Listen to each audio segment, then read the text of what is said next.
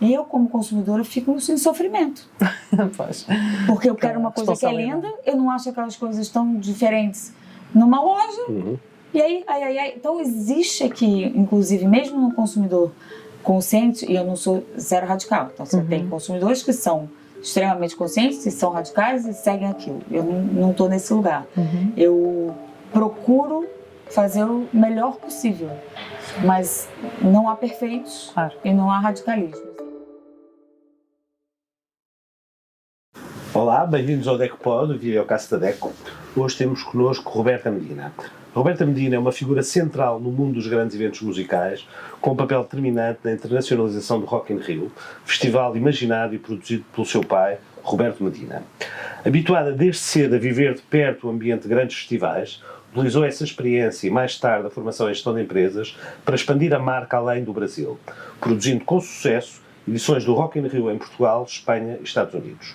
Além da produção e gestão de grandes eventos, é também conhecida pela preocupação com questões sociais e ambientais, concretizada em iniciativas como o Projeto Social por um Mundo Melhor, que promove a sustentabilidade e a inclusão social através do festival. Em Portugal, desde 2003, solidificou o festival como um dos mais importantes festivais de música do mundo. Bem-vinda, Roberta. Obrigada pelo convite, tá bom? E eu começava aqui pela pergunta, está em Portugal desde 2003 por causa do Rock in Rio, começou em 2004, mas veio antes, como é óbvio, não é? Quando começou a viver no país nessa altura, creio eu, como é que compara o país que conheceu quando chegou e este? É bastante diferente, é engraçado. E tem coisas interessantes que é a relação Brasil-Portugal, por exemplo, é extremamente distante quando eu vim. Eu tenho um avô português, né, nasceu na Rua de Cedo Feito, foi muito novo no Porto, mas foi muito novo pro Brasil. Mas nem por isso eu tinha uma relação com Portugal. Cheguei em Portugal, primeiro, vindo do Brasil completamente desinformada. Nós somos muito americanizados, né? Então, primeira surpresa, e é igual. Primeira surpresa, assim, achava que a cidade ia ser toda a Ribeira do Porto, sabe? Antes de ser recuperada, achava que ia ser uma cidade muito envelhecida. Nada. Claro que hoje está muito melhor, mas nem se compara. A partir das remodelações, a recuperação, a cidade está muito mais bonita, muito mais potente. Mas a pergunta no Brasil, o que você vai fazer em Portugal? Agora, Portugal, Lisboa, quero ir. Então, é muito interessante que, na perspectiva relação Brasil-Portugal, houve uma aproximação, onde eu acho que o Scolari teve uma participação importante quando foi selecionador da seleção, com toda a mobilização que fez. Eu lembro de ver na Copa do Mundo os brasileiros, cara, vendia bandeiras de Portugal no sinal, eu fico brincando, porque faz sucesso no Brasil, vende no sinal do trânsito, né? Vendia bandeirinha de Portugal, nunca tinha visto acontecer. Então, houve uma aproximação muito grande. Óbvio que tem um contexto brasileiro também, onde muita gente quis sair do Brasil, já saiu, já voltou, já saiu de novo, anyway.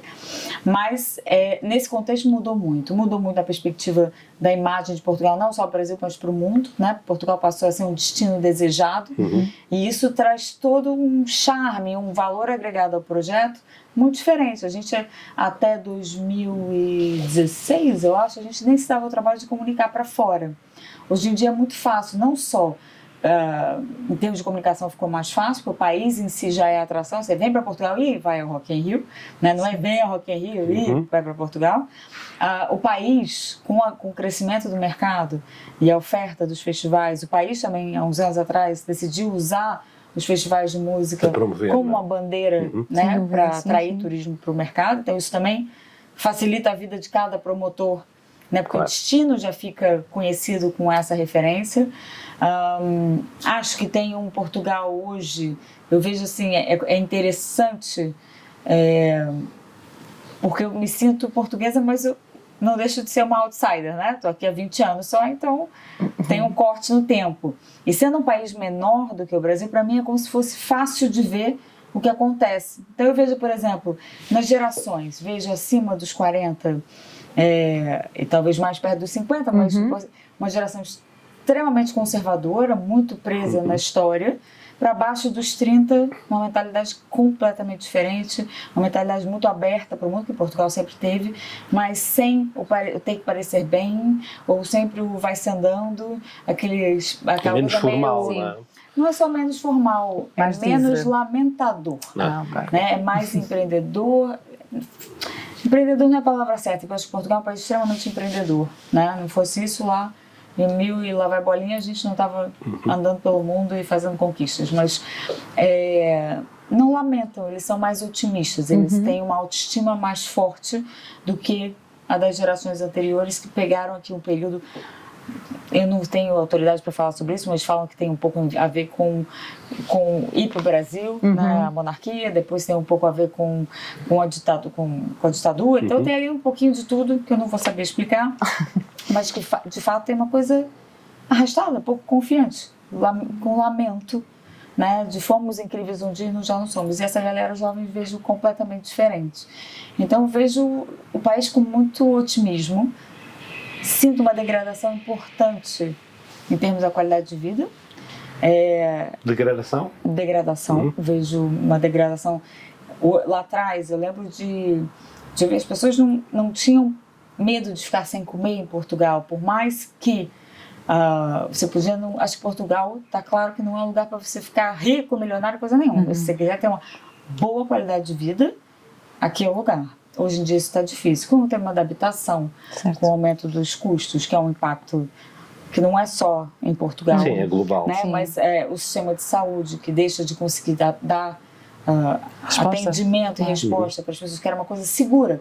Escola, você olha, aqui você não passa fome. Eu lembro de pessoas me dizendo assim, olha, aqui eu tenho certeza que eu não passo fome, no Brasil não sei. Para o pessoal mais trabalhador, com uma vida mais dura. Hoje eu não vejo mais essa tranquilidade nas pessoas. Então acho que temos alguns desafios. E a verdade é que, no fundo, também tem estado sempre muito sensível a estas questões, não é? Desde sempre, tanto à questão ambiental, também como à questão social. Eu gostava que, se conseguisses, que nos falasse um bocadinho de algum projeto, ou destacasse um projeto social que também esteja aqui ligado ao Festival Rock in Rio. A gente fez muitas iniciativas, a gente concentrou alguns esforços ali na Bela Vista, combinado com a Câmara. Então, naquela região, a gente primeiro investiu na troca da vedação do Parque da Bela Vista inteiro, que era a primeira vedação que foi colocada, era uma chapa metálica e criava um ambiente de insegurança, porque você não tinha visibilidade para o lado de fora. A gente investiu na construção da ponte que liga a Bela Vista Sul ao bairro das Olaias, para que tivesse mais circulação de público ali. A gente investiu em parte da ciclovia que existe na região. A gente construiu a pista de skate que existe ali perto também, que é um lugar muito usado pelos jovens ali no bairro. A gente recuperou e quase construiu do zero a Casa de Pedra para dar uma infraestrutura ao Parque da Bela Vista também. Então tem muitos trabalhos, tem trabalhos de formação com aquela população local. A gente contrata muita mão de obra local que trabalha com o festival. Alguns deles são os nossos parceiraços, melhores funcionários desde muitos anos, vão com a gente para o Brasil, já são disputados pela equipe. Então tem uma relação muito bacana. A gente fez projetos importantes de reflorestação, Tapada Militar de Mafra, e não só. Áreas ardidas, não é? Áreas ardidas. A gente tem um projeto que foi premiado internacionalmente no Energy Global Award, que foi a Escola Solar. Esse é um projeto que eu tenho muito carinho, porque eu acho que ele é um projeto muito redondo, porque o país estava começando a promover o tema da energia solar. E a ADN nos procurou, o que a gente pode fazer para usar o festival para criar visibilidade para essa conversa. E a gente conseguiu articular um projeto que envolvia as escolas, onde tinha um concurso entre as escolas, onde a gente premiou 21 escolas, uma por distrito, e as ilhas, e a gente colocou painéis solares nessas escolas. O concurso é para saber quais as escolas iam ganhar esse equipamento. Mas o equipamento, ele não era para a escola. A produção da energia vendida à rede era 100%, foi e continua sendo. No primeiro ano desse concurso, 100% da renda vai para a SIC Esperança, que anualmente faz um concurso para apoiar IPSS diversas através desses recursos. E no segundo ano foi 75% da venda ia para a SIC Esperança e 25% para o consumo da própria escola. Então a gente está falando de um projeto que aconteceu em 2008 e 2010. Meu Deus. A gente tem 40 e tantas escolas com painéis instalados que até hoje geram renda sem fazer nada para projetos sociais de uma forma muito Isso é constante. espetacular, e atualmente fala-se das comunidades de energia, isso é uma verdadeira, é quase uma verdadeira comunidade de energia ad hoc, sem querer, não é? E de uma forma completamente muito orientada. E tinha uma coisa para a questão bacana que social. fazia os miúdos pensarem em produção, em eficiência energética. Sim. Eles tiveram que criar projetos, tinham que executar os projetos criados. Então, eu lembro de uma das escolas que ganhou, eles prepararam um sistema para aquecer um contentor de idosos do bairro deles. Sim. Né? Então, foi assim, um projeto muito, muito redondo. A gente fez uma iniciativa com escolas também, que tinha um grande concurso, que era uma gincana. E numa das tarefas da gincana, a gente avaliava a redução de consumo de energia da escola daquele ano versus o ano anterior. Em função da instalação dos... Não. Campanha dos miúdos. Os miúdos tinham que fazer uma campanha interna para reduzir o consumo de energia, de água, recolha de resíduos, etc. Sim. No quesito energia, tinham 250 escolas ativas participando no concurso, que de fato se engajaram. Eles economizaram 1 milhão de euros Meu Deus. só com uma campanha de sensibilização. Incrível. É incrível isso. Dinheiro do Estado. Então, comunicação funciona, né? Tem coisas que a gente pode fazer, e aqui a dinâmica era sempre botar os ingressos como estímulo, né, para eles poderem ir no festival, claro, para mostrar algo mais, que a gente pode, e essa ideia vem de, assim, do ano que eu vim morar em Portugal, o Brasil passou por um grande apagão, e o Brasil passou a reduzir o consumo de energia do país em 20% numa questão de 2 semanas. Porque tomou um susto. Claro. A dinâmica que a gente tenta criar com o interesse, a cenourinha, né, do ingresso, a gente não precisa passar pelo susto, porque é muito difícil para o ser humano mudar comportamento. Né? Então a gente tenta criar provocações. Eu tenho que dizer isto, Roberta, porque está coincido muito com aquilo que nós estamos a fazer e, portanto, acho que é quase integrado, é um trabalho integrado. Sabes que nós temos um gabinete que é de aconselhamento energético e nós costumamos dizer isso também, ou seja, nós para sensibilizarmos as pessoas a adotarem comportamentos que sejam mais energeticamente eficientes, e às vezes estamos a falar de coisas que são, lá está, as tais campanhas muito simples e que têm impacto direto na fatura. Nós até costumamos brincar que a cenourinha, no nosso caso, será e dizer aos consumidores qual é o impacto direto que isso pode ter na fatura, porque isso nos dias de hoje. Mas olha, que hoje em dia a gente já sabe muito mais do que se falava sobre isso lá em 2013. Sim, mas isso. A coisa cômica é que tem coisas que são tão cômicas quanto isso. A gente descobriu que para estar na sala não precisa ter a cozinha ligada, né? Assim, tal e qual, quer dizer... É porque era um tal de acende tudo. Não também aí...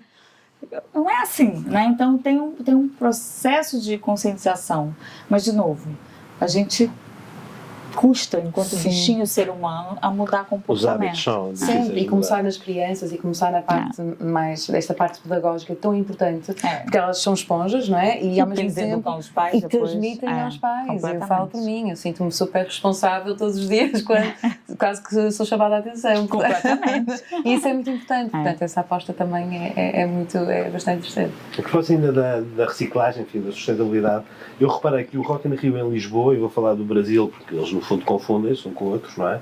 É 100%, ou seja, estava anunciado que era... Eu só falei de iniciativas sociais e ambientais. Não falei de todo o plano de sustentabilidade, que é as coisas que a gente faz. Uma coisa que a gente faz e apoia projetos, a gente tem o leilão das guitarras todos os anos, arrecada recursos e doa para projetos diversos. Outra coisa é o ser, né? Como é que o Rock in Rio ele faz para ser mais sustentável? Então, uma jornada começou em 2006, então a gente há 18 anos, fazendo as contas certas, 2006 para cá? Sim. 18 anos. Sim. 18 anos neutro em carbono, a gente compensa essas emissões do festival desde então. A partir daquele ano a gente fez o inventário da pegada carbônica, aí foi um caminho sem volta, porque você aprende onde está. Então a gente faz muitas campanhas de sensibilização de utilização do transporte público. Esse é o ponto mais crítico, 75% das emissões está no público. Se o público não aderir, não há mágica. A gente conseguiu, com monitorização, com uso de tecnologia de Smart Cities, monitorizar o nosso consumo de energia e entender o que podia passar para a rede, já que dá para ser energia verde, e reduzir brutalmente o uso de geradores, tanto por aprender que tinha potência a mais instalada, o que fazia gastar era pior para as máquinas, era uso mais combustível, mais caro para a gente. Então a gente passou, para vocês terem uma ideia, de 2018, de 16 para 18, a gente reduziu de 57 grupos geradores para 18. Repensando a instalação. E depois, com a evolução do equipamento, e aí são coisas que a gente não controla, e a evolução da eficiência do combustível, passamos de 18 para 9 máquinas. Então hoje a gente continua usando o gerador nos palcos, a gente continua usando o gerador para aquilo que tem comida, para não ter risco de alguma queda de energia da rede, porque é um evento de massa, não tem como, mas tem muita coisa feita. Em relação aos resíduos, tem uma grande operação. A gente no Detal, foi o último festival que a gente fez em São Paulo, a gente teve 93% do resíduo enviado corretamente para reciclagem. Num país que não tem o sistema que Portugal tem de apoio, com a Sociedade Ponto Verde, B3E, etc.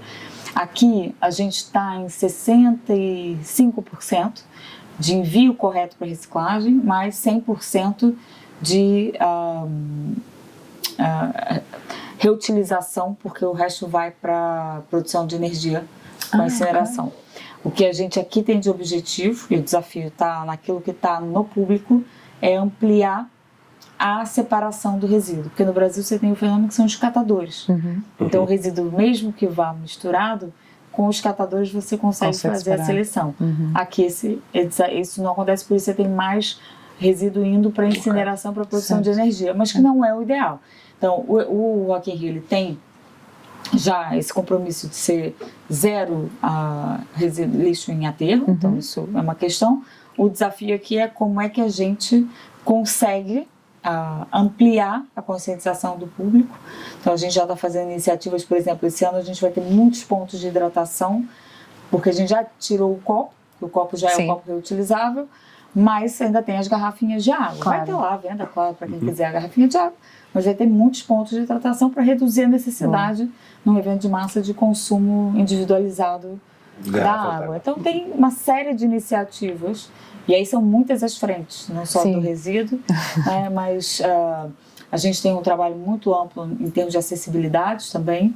A gente está ampliando muito o trabalho de diversidade, olhando não só para gênero, para raça, para culturas, para gerações. Então a gente hoje está ampliando trabalho com pessoas com necessidades especiais. A gente já vem trabalhando há muito tempo com a Persim nos caterings. A gente esse ano está alocando vagas em muitas mais áreas. A gente tem um trabalho bonito, a gente trabalha com a ReFood há muitos anos para não ter desperdício. Fazem doação de refeições, com a doação das refeições em condições no final do evento. Todos os dias eles vão recolher. Existe um grande trabalho que começou com o Boom Festival em 2004, que eles nos contactaram pedindo para reutilizar parte dos nossos materiais que a gente já não ia utilizar. Então, eles até hoje vão lá recolher material, só que hoje não é só o Boom. Hoje a gente tem os primeiros 2-3 dias, tem uma agenda de IPSS, de fornecedores, de pessoas, de empresas que vão lá recolher material que está em perfeito estado, e que a gente começa por essas doações e depois... Para poder ser reutilizado depois. Exatamente. É um grande trabalho na área da sustentabilidade e depois é como dizias, Roberta, isto há tantos focos onde se pode trabalhar, não é? Para trabalhar em muitas frentes. E trabalharmos num específico segmento, depois temos o impacto e depois podemos passar para o outro. E portanto eu acho este trabalho, tenho que dizer pessoalmente, extraordinário. E tem uma coisa bacana para encorajar, assim, eu acho que vale a pena, que existem muitas associações, muitos grupos que estão absolutamente disponíveis a estar parceiros de quem quer que seja para fazer aquilo acontecer. Né? Então não é que tudo precisa de investimento, dá trabalho? Dá. Você tem que ter alguém puxando essa corda. Eu, por exemplo, defendo muito claro que a gente tem um departamento de sustentabilidade, porque tem que ser as pessoas que provocam para constante evolução. Claro, para mudança. Mas eu não sou a favor de um departamento de sustentabilidade como responsabilidade. Ou está em todo mundo ou não está. A gente, em 2013, passou a ser até todos os nossos eventos certificados na ISO 20121 dos eventos sustentáveis. Se eu soubesse o trabalhão que dá, não tinha ido lá. Graças a Deus eu não sabia, porque é um trabalho muito burocrático. Isso é uma outra jornada. Aí você precisa ter a empresa um pouquinho mais estruturada. O nosso mundo é extremamente empreendedor e informal, então, digo, muita vontade. Se fosse a Roberta decidir, eu nunca teria avançado para aquilo. Sim. Felizmente, há quem gosta de processos, documentação, né? E aí foi o time que puxou aquilo para frente e fez uma grande diferença para gente, porque mesmo eu sendo sócia, essa jornada foi conquista a lá ativismo. Certo. Foi conquistar uma pessoa de cada vez. Não foi dar uma ordem e as coisas acontecem. Mas tem que ser assim, tem que Não partir é de assim. dentro. Tem que partir de tem dentro. uma coisa de que tem um dia que você entende que a coisa é assim, né? Não, tem que partir, sem dúvida. Mas sem com a ISO, a partir de um determinado momento, já tinha ali uma musculatura grande de projetos e pessoas engajadas, mas a ISO fez que as iniciativas passassem a ser obrigatórias. Agora, meu bem, não tem saída. Não, volta a dar. Mas o problema é esse, é que foi antes de ser obrigatório, se calhar deveríamos tentar que todos nós fizéssemos essa transição de uma forma quase voluntária, antes de ser obrigatório, não é? A parte de todos não vai acontecer. Sim. Mas a gente está vivendo um momento extremamente poderoso. Uma oportunidade Que a gente está falando de mundo melhor verbalmente, da marca à frente, há 23 anos. O momento mais poderoso é agora, onde existe espaço de escuta. Porque até pouco tempo a gente estava falando sozinho. Eu lembro em 2022 chegou um jornalista para mim aqui em Portugal e disse: que bom que vocês estão publicando o relatório de sustentabilidade. E eu com essa minha cara, que bom que você está lendo. Tem anos que a gente publica o relatório de sustentabilidade. Mas, pra vocês terem uma ideia, a primeira conferência de imprensa desse projeto, premiado internacionalmente, que eu contei para vocês, não foi ninguém. Quando a gente foi entender o que aconteceu, porque a gente nunca tem menos de 30, 50 jornalistas nas conferências de imprensa, o cara da música disse isso é meio ambiente, o cara do meio ambiente disse isso é música. Isso é o normal. Nós também temos isto, ou seja, muitas vezes começamos a trabalhar os assuntos e depois acabam por ser fora, antes do tempo, não é? E depois nós já estamos atrás, já estamos cansados, não é? Exatamente. Literalmente. O bom é que sempre aparece alguém acreditando para levar a isso bandeira adiante, né? E nós ficamos todos contentes. Roberta, nós estamos a ficar com o tempo um bocadinho limitado, mas não queremos deixar de fazer aqui mais uma pergunta que se impõe antes de mais, que é: que tipo de consumidor é que tu és, não é? Que tão sensível a estas questões de sustentabilidade e tão sensível a estas questões de Eu acho que eu sou uma consumidora como muitos, assim, o fato de eu ter consciência não faz que eu tome todas as decisões boas, até porque existe aqui um tema que eu sinto assim, alguma dificuldade de acesso à informação, né? Então assim, hoje a gente tem muito impacto através das redes sociais de venda de empresas chinesas. A gente tem uma imagem histórica de que o que vem da China é ai. Mas quando você vai olhar, você vai para a Disney, que é a minha paixão na vida. Cheguei na Disney ano passado, todos os produtos são feitos na China. Então, qual é a parte da China bom? Eu não sei dizer. Eu, como consumidora, fico em sofrimento. Pois. Porque eu quero uma coisa que é linda, eu não acho aquelas coisas tão diferentes numa loja. E aí, Então, existe aqui, inclusive, mesmo no consumidor consciente, e eu não sou zero radical. Então, você tem consumidores que são extremamente conscientes, e são radicais e seguem aquilo. Eu não estou nesse lugar. Eu procuro fazer o melhor possível, mas não há perfeitos e não há radicalismo. Então, tem horas que eu compro na internet. Tem dia que eu compro até curioso, gente, não é possível que esse negócio vai chegar mesmo e que vai ter boa qualidade, não é possível. Discute essa qualidade, mas... Então, por exemplo, a fast fashion é um tema super delicado. Muito delicado. Porque você tem a juventude extremamente mobilizada por temas sociais e ambientais, mas eles também querem acesso a produtos mais baratos, mais acessíveis. Né? E mais acessíveis.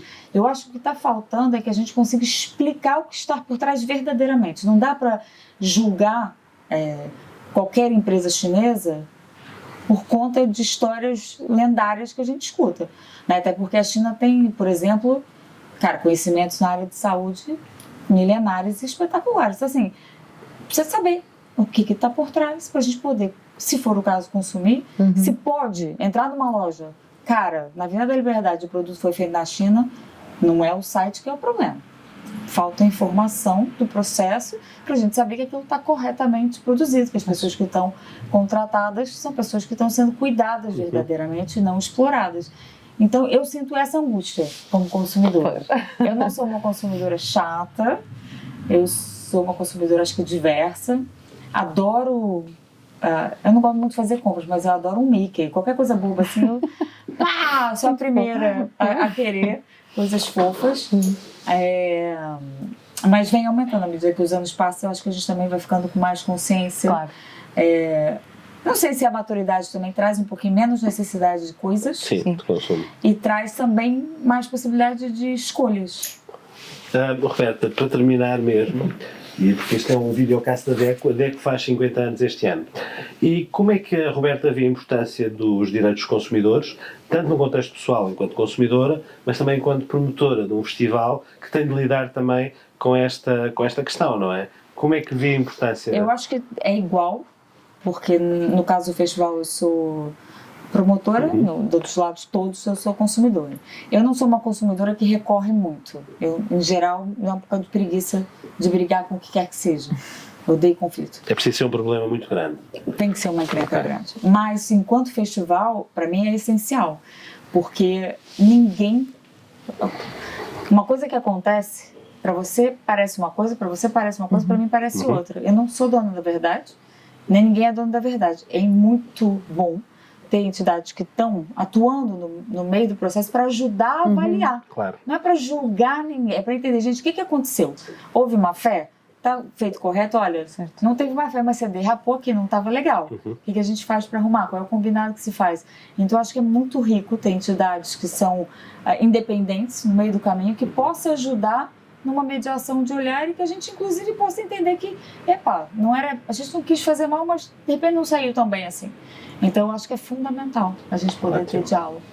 Ótimo. Obrigadíssima, Roberta. Foi um gosto. Foi mesmo um gosto. Obrigada. Foi um prazer imenso. Obrigada pelo convite. Esperamos encontrar-nos noutros E pelo trabalho caminhos. que vocês fazem na sociedade. Obrigada, muito obrigada. Obrigada.